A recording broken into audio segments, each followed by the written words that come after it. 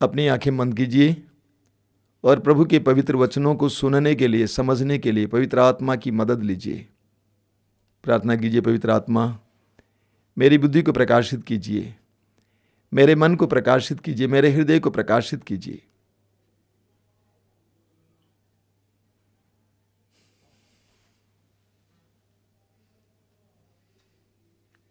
आंखें खोलें।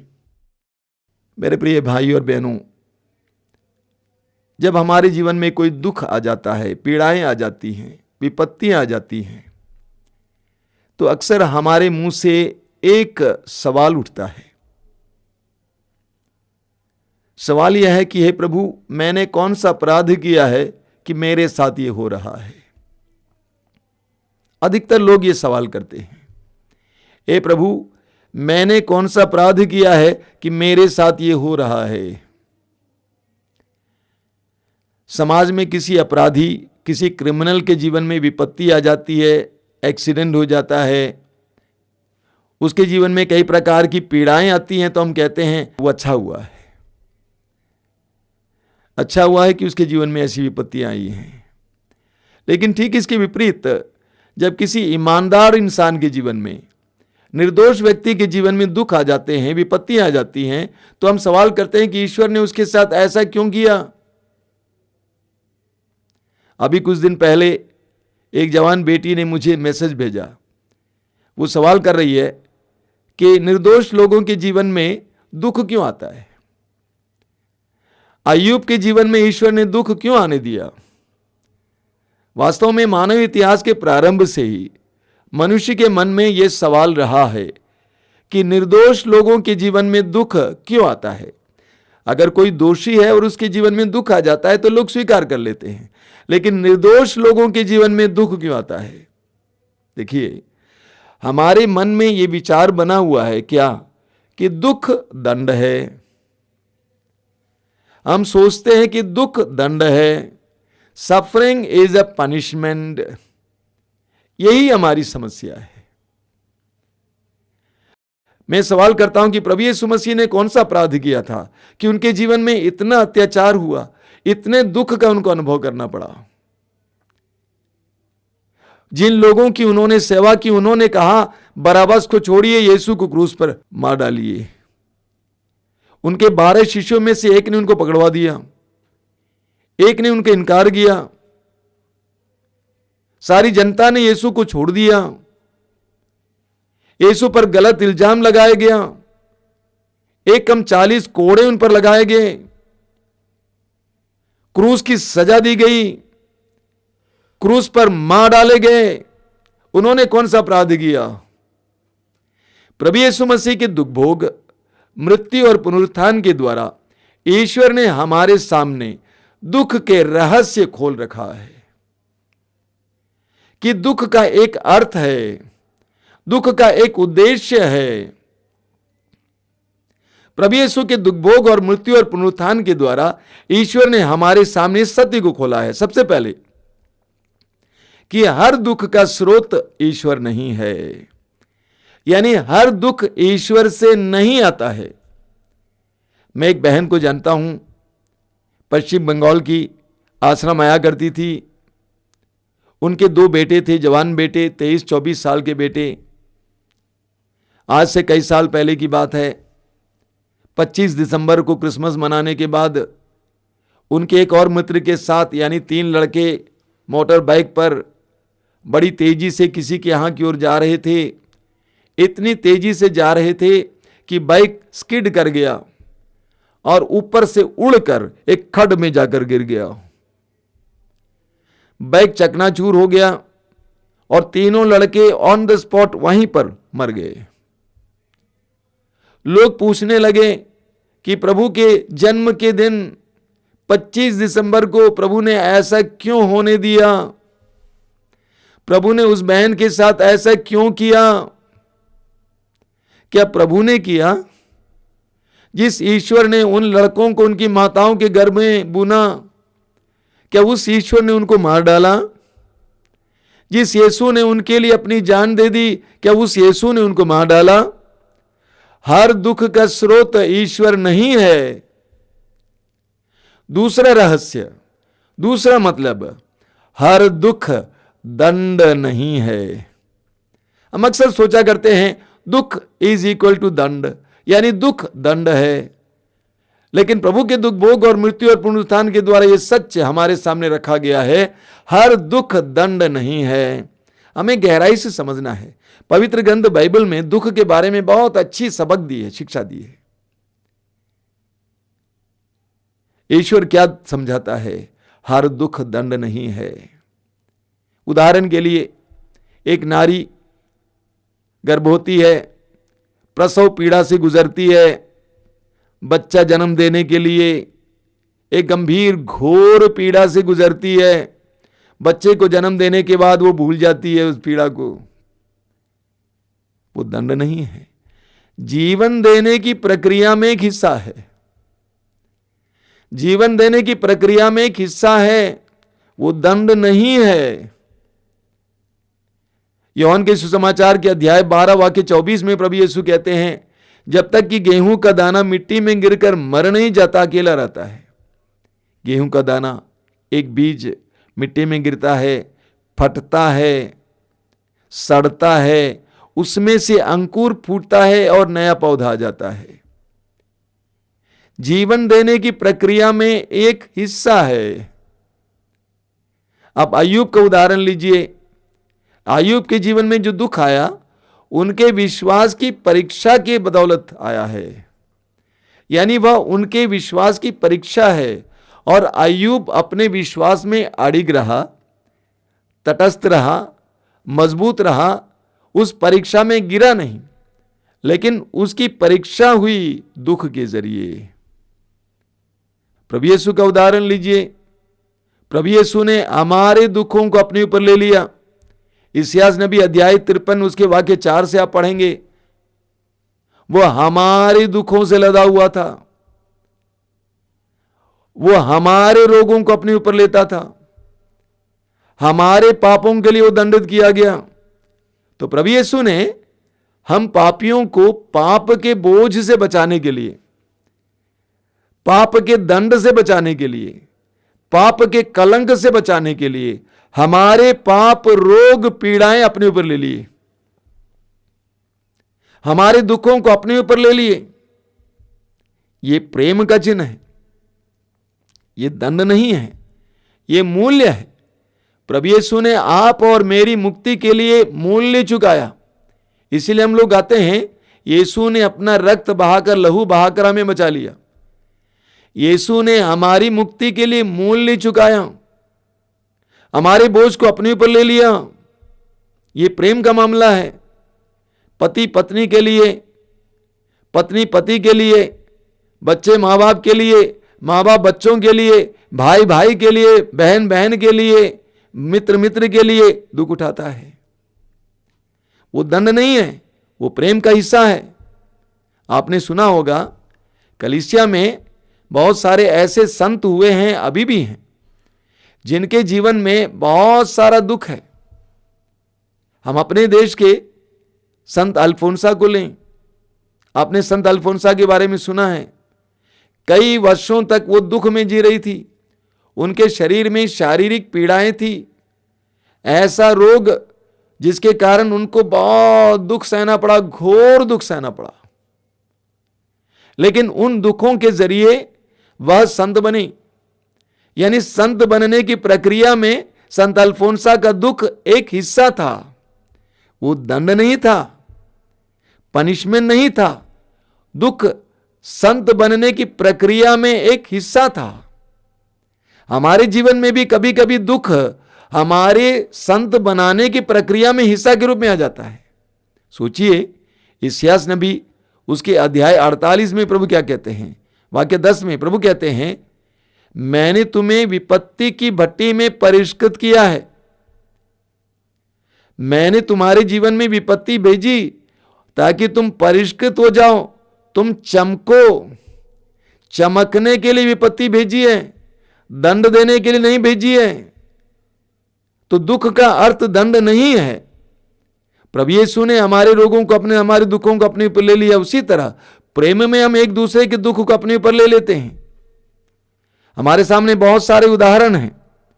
इसीलिए एक विश्वासी कभी भी ये सवाल नहीं करता दुख के समय कि प्रभु मेरे साथ ऐसा क्यों होता है, बल्कि एक विश्वासी हमेशा पूछता है, प्रभु तेरा क्या संदेश है, यानी इस दुख का क्या अर्थ है। ये नहीं पूछेगा कि ऐसा क्यों होता है, बल्कि इस दुख का क्या अर्थ है। देखिए, हमें शमूएल के दूसरे ग्रंथ की अध्याय 16 में पढ़ने को मिलता है। वहां पे हम पढ़ते हैं, राजा दाऊद ने पाप किया, उसके बाद उसके जीवन में विपत्तियां आई। उसका ये बेटा अबशालोम राजा दाऊद के खून के लिए प्यासा है। राजा दाऊद को कुछ सैनिकों को लेकर जैतून पहाड़ की ओर भागना पड़ा। नंगे पांव रोते हुए अपने बेटे से बचकर भाग रहा है। अध्याय 16 में हम पढ़ते हैं, मार्ग में सिमाई नामक एक आदमी राजा दाऊद को कोस रहा था और उन पर पथराव कर रहा था। राजा दाऊद के साथ जो सैनिक थे उन्होंने पूछा कि महोदय, इसको खत्म करें, इसको मार डालें। दाऊद ने कहा, अगर ईश्वर ने उसको मुझे कोसने दिया तो तुमको कौन रोकने वाले हो। यानी दाऊद ने उस दुख को एक दूसरे नजरिए से देखा। दाऊद समझ रहा था कि मैंने पाप की अपराध किया, उसका मैं दंड या उसका जो प्रतिफल मैं भोग रहा हूं। तो कभी कभी दुख हमारे पाप का ही प्रतिफल हो सकता है, हमारे पाप के कारण हो सकता है। इसीलिए हमें दुख को समझने की जरूरत है। देखिए, हम पढ़ते हैं मत्ती के सुसमाचार के अध्याय 26 में उसके वाक्य 52 से, जब प्रभु यीशु को पकड़ने के लिए सैनिक आए तो पेतरुस ने तलवार को निकाला और एक नौकर के कान को काट दिया। प्रभु ने पेतरुस से कहा, पेतरुस तलवार म्यान में डाल दो, तलवार म्यान में डाल दो। और आगे पेतरुस से कहा कि अगर मैं अपने पिता से मांगता तो स्वर्गदूतों को भेजकर मुझे बचाता, लेकिन धर्म ग्रंथ में जो लिखा हुआ है उसको पूरा होना जरूरी है। यानी प्रभु यीशु ने अपने दुख भोग को ईश्वर की योजना के तहत लिया। इसीलिए आप पढ़ेंगे लूकस के सुसमाचार के अध्याय 24 में, प्रभु के 2 शिष्य यरूशलेम छोड़कर एमाउस की ओर जा रहे थे और वे यीशु के दुख भोग के बारे में सोच सोच कर दुखी थे। पुनर्जीवित यीशु उनके साथ हो लिए। पूछा कि आप लोग किस बात पर चर्चा कर रहे हैं, तो उन्होंने यीशु के दुख भोग के बारे में उनको बताया।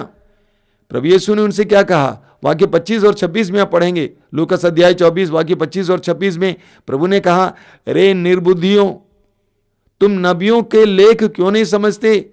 क्या मसीह को दुख सहना और महिमा में प्रवेश करना नहीं चाहिए था? यानी प्रभु यीशु उनसे कहते हैं कि मसीह का दुख भोग उनकी महिमा में प्रवेश करने के तहत हुआ है। यानी प्रभु ये बताना चाहते हैं कि दुख के जरिए महिमा होती है। हमारे जीवन में भी कभी कभी दुख आ जाते हैं जिसके द्वारा प्रभु अपनी महिमा हमें प्रकट करना चाहते हैं। हमारे जीवन में भी कभी कभी प्रभु बहुत सारे दुख आने देते हैं जिसके द्वारा प्रभु हमें महिमान्वित करते हैं। हर दुख के पीछे महिमा छिपी हुई है। मैंने आपसे कहा, कलीसिया में बहुत सारे ऐसे संत हुए हैं जिनके जीवन में प्रभु के दुख भोग प्रकट हुए हैं, जैसे पादरी पियो और भी बहुत सारे संत हैं जिनके शरीर में प्रभु यीशु के 5 घाव प्रकट हुए हैं। और जब 5 घाव प्रकट हो जाते हैं, पूरी तरह से घायल हो जाते हैं वे लोग, उस समय उनके शरीर में घोर पीड़ा होती है, दुख से होकर गुजरना पड़ता है। हमारे देश में रानी जॉन नामक बहन, जिनके शरीर में 2-3 बार ये 5 घाव प्रकट हुए हैं, उनको बहुत असहनीय पीड़ा होती है। इसको हम दंड कहेंगे? बिल्कुल नहीं, ये ईश्वर की महिमा है। उनकी पवित्रता के लिए एक प्रतिफल दिया जा रहा है। उनके पवित्र जीवन के लिए प्रभु अपने दुखों को प्रकट करते हुए उनके शरीर में उनको प्रतिफल दे रहे हैं। लोगों के सामने उनको पवित्र सिद्ध कर रहे हैं, प्रमाणित कर रहे हैं। साथ ही साथ यीशु के प्यार का चिन्ह है। उस बहन रानी जॉन ने एक बार एक पुरोहित से कहा, जब मेरे जीवन में दुख नहीं होता है तो मैं प्रभु से पूछती हूं कि प्रभु, क्या तू मुझे प्यार नहीं करता? उसने समझ लिया है कि मेरे जीवन में दुख ईश्वर के, प्रभु के प्रेम का निशान है। प्रभु के प्रेम का चिन्ह है, तो सारे दुख दंड नहीं है। हमें दुख को नए सिरे से समझने की जरूरत है। आप पढ़ेंगे संत पौलुस क्या बताते हैं फिलिपियों के पत्र के अध्याय 1 वाक्य 29 में, बहुत जबरदस्त वचन है। फिलिपी अध्याय 1 वाक्य 29 में पौलुस कहते हैं, आप लोगों को न केवल मसीह में विश्वास करने का बल्कि उनके कारण दुख सहने का भी वरदान मिला है। देखिए पौलुस क्या कहते हैं, आप लोगों को न केवल मसीह में विश्वास करने का बल्कि उनके कारण दुख सहने का भी वरदान मिला है। संत पौलुस दुख को वरदान समझते हैं, एक नई परिभाषा देते हैं, एक नया टाइटल दे देते हैं। दुख दंड नहीं है, जैसा कि पौलुस कहते हैं ये वरदान है, गिफ्ट है, तोहफा है। मदर तेरेसा बोला करती थी कि दुख को हम नया नाम दें। क्या नाम दें? वरदान, गिफ्ट। ईश्वर की ओर से एक गिफ्ट है। कई संतों ने अपने जीवन में दुखों को गिफ्ट समझकर झेला, ग्रहण किया, स्वीकार किया, उसको दंड नहीं समझा। हमें नए सिरे से दुख को देखने की जरूरत होती है। इब्रानियों के पत्र के अध्याय 12 उसके वाक्य 6 में संत पौलुस क्या कहते हैं, क्योंकि प्रभु जिसे प्यार करते हैं उसे दंड देते हैं। क्योंकि प्रभु जिसे प्यार करते हैं उसे दंड देते हैं, और जिसे पुत्र समझते हैं उसे कोड़े लगाते हैं। तो वो कोड़े और वो दंड प्यार का चिन्ह है। उनको सुधारने के लिए, उनके विश्वास की परीक्षा लेने के लिए,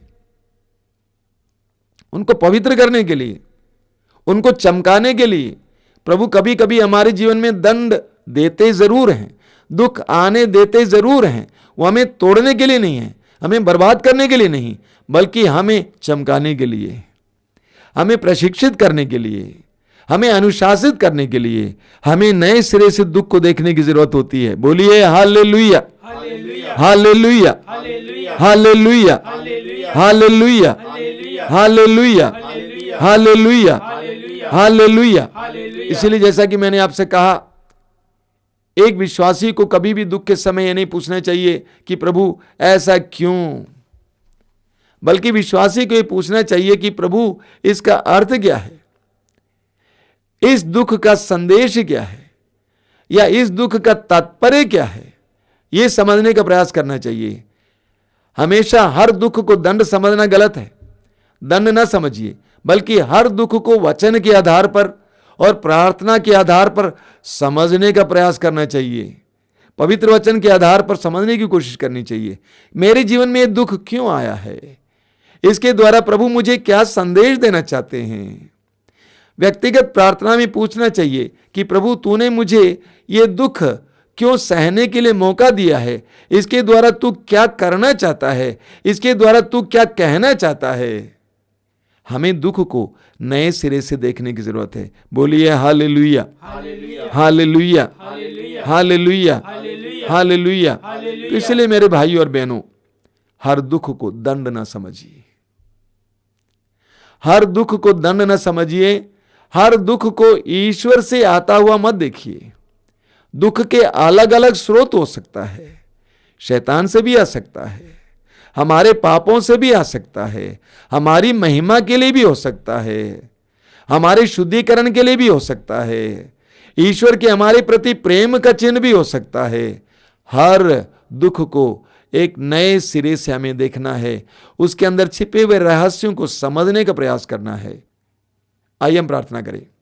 आज जब हम लोग फिर एक बार प्रभु यीशु मसीह के पवित्र रक्त अभिषेक के लिए प्रार्थना कर रहे हैं, जब प्रभु के दुख भोग को हम याद कर रहे हैं, प्रभु आज अपने पवित्र वचनों के द्वारा हमें समझा रहे हैं, दुख को गलत मत समझो, दुख के अंदर छिपे हुए रहस्य को समझने का प्रयास करो। प्रभु यीशु के दुख भोग, मृत्यु और पुनरुत्थान के द्वारा प्रभु ने, ईश्वर ने हमारे सामने दुख का नया अर्थ रखा है, उसको समझने के लिए प्रयास करो। आइए हम प्रार्थना करें। प्रभु यीशु धन्यवाद देते हैं सुंदर दिन के लिए, इस पवित्र समय के लिए धन्यवाद देते हैं। हम इस समय तेरे दुख भोग को याद करते हैं। तेरे जीवन में तुझे कई प्रकार का दुख झेलना पड़ा, तेरा तिरस्कार हुआ, तेरे ऊपर गलत इल्जाम लगाया गया, तुझे गलत दंड दिया गया, निर्दोष होने के बावजूद तुझे मरना पड़ा। इन सारे दुखों के अनुसार हमें अपने दुखों को समझने की कृपा दीजिए। प्रकाश डालिए यीशु, प्रकाश डालिए। दुखों के बारे में हमारे नजरिए को बदल दीजिए यीशु। हमारा नकारात्मक नजरिया बदल दीजिए, हमें उसको सकारात्मक ढंग से ग्रहण करने की कृपा दीजिए। तेरे वरदान के रूप में ग्रहण करने की कृपा दीजिए। तेरी महिमा के लिए माध्यम के रूप में ग्रहण करने की कृपा दीजिए। तेरे प्रेम के चिन्ह के रूप में ग्रहण करने की कृपा दीजिए। महिमा में प्रवेश करने के लिए एक माध्यम के रूप में ग्रहण करने की कृपा दीजिए। जीवन देने की प्रक्रिया में एक हिस्सा के रूप में ग्रहण करने की कृपा दीजिए।